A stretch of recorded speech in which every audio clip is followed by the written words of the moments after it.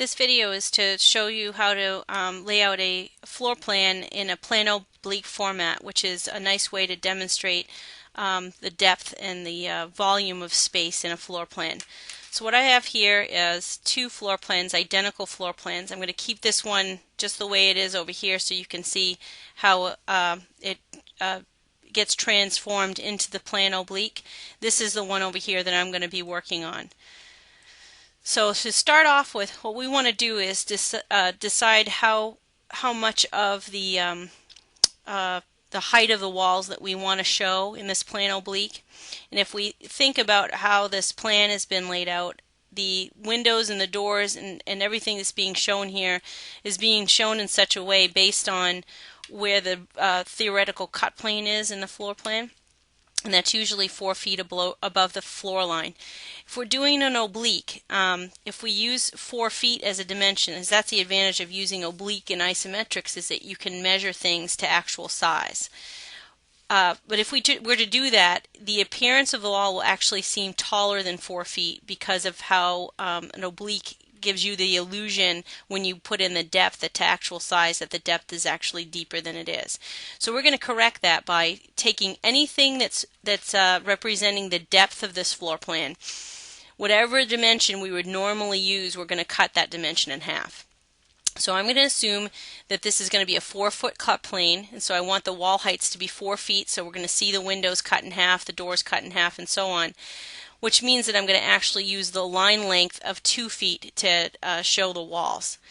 So to start with, I'm going to first of all decide which direction I want this oblique to go in, and I want it to come down in this direction so that I'm going to see the outside edge of the walls out here, and I'm going to see the inside edge of the walls inside here like this. So to start off with, I'm going to copy these three wall corners, I should say. I only need those 3.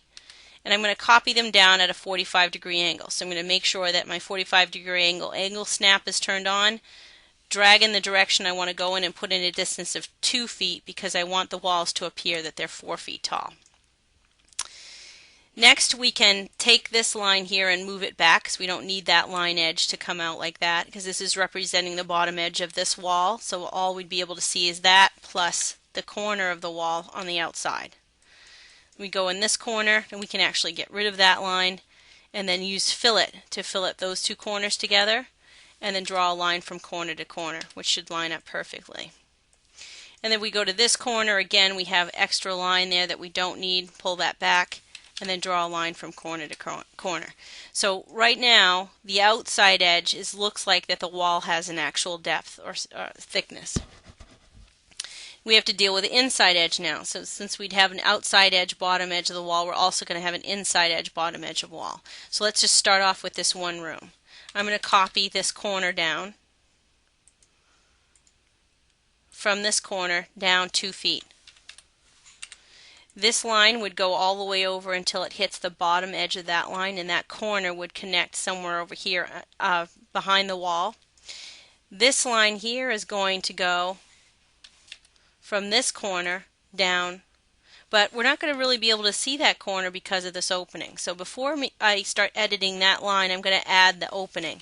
So I'm going to draw this line down at 2 feet, go across the thickness of the wall, which is 4 inches, and then go up 2 feet. We have another edge here. This should go down 2 feet. We're not going to worry about the stairs yet. Make sure I'm not hitting those object snaps. And then that wall is going to go across to here. So now I know where to end this wall. It should end right there at the opening of the door. And if we add this line in that corner, there's the corner of that wall on the inside of that room. So let's repeat that in each one of these rooms. And I'm going to move all the plumbing fixtures outside of the room for now so we can see what we're doing. So I'm going to draw a line down 2 feet, go across to this wall, and then let's go ahead and just copy. So I have a feeling this door opening is the same size over to this one. Oh, slightly different size, so we'll just move that back. And then we should be able to connect this line and have that connect. So now I know this line should go to here, and that room is done.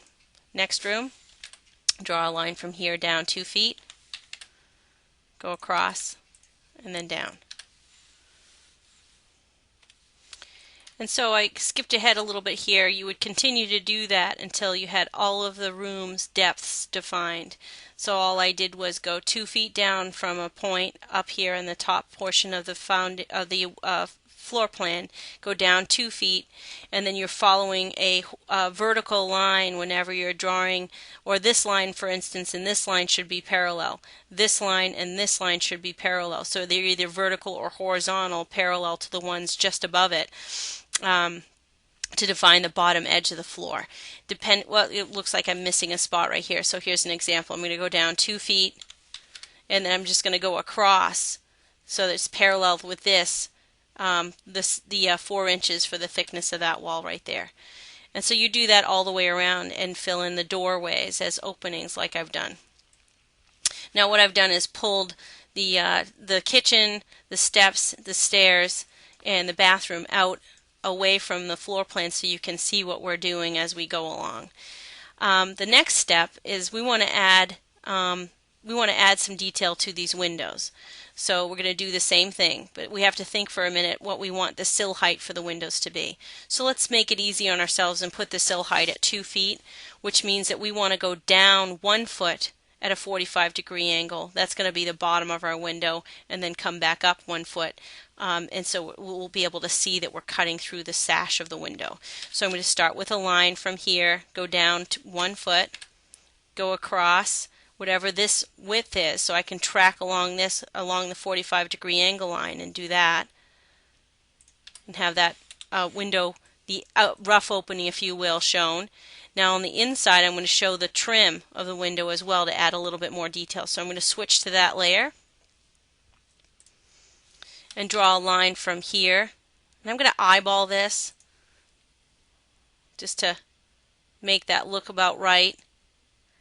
Theoretically, whatever the thickness of this is, let's say that this trim is 2 inches thick, then we should only be going 1 inch thick down here, because that's where we're viewing that trim in depth. This is where we're seeing in its true shape.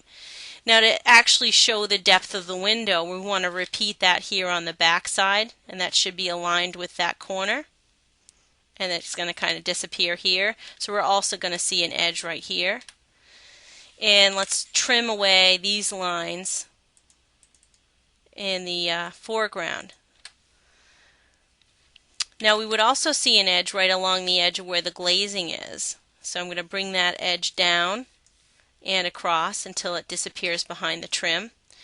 And if we want to get real technical, this line here in the background that's behind the glazing should be a lighter line weight. So I'm going to trim this line and add a new one. I'm also going to trim this line and add a new one. Now this line, and this line should be on a separate layer maybe that's set to a lighter line weight. So I've got that set to yellow, which doesn't show up very well, so let me just change the color. Make it red so you guys can see it. And that kind of demonstrates how we could show through line weights that we're looking through the glass here. That's representing the glazing, and we're seeing the inside edge of the window through the glazing. Now instead of having to repeat all that over again, let's erase this window, and we can just copy this one that we've just created because they're going to be identical. We copy it from here to here. Now for these windows that are facing the opposite direction, again, we can definitely use what we've already got drawn. If we make a copy of this and let's just put it off to the side, we can rotate it. We want to make sure that these lines are horizontal in this direction, so that their top edge here is representing the same symbol we started off with. Problem is these lines are going at a 45-degree angle in the opposite direction. So we just want to mirror this. So let's mirror that. And now I can put these windows in this location. So I'm going to copy this from here to here, and then copy the other side from there to there. We should end up with the same mullion configuration that way.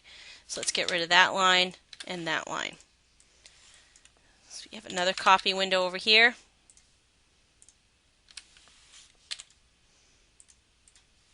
And just get rid of the window symbols on top. And so now I've got the rest of the windows put in with the glazing detail. So this window here in the bathroom, I decided to make it slightly a shorter window, which means that the sill height for the window would be up further. So instead of having this be at 1 foot long, I made it 6 inches long, so the sill height now would be the equivalent of about 3 feet from the floor rather than only 2 feet from the floor in actual size. Alright, in the next video we're going to go ahead and add some built-in furniture and the kitchen and the bathroom information, and I'll show you how to do that.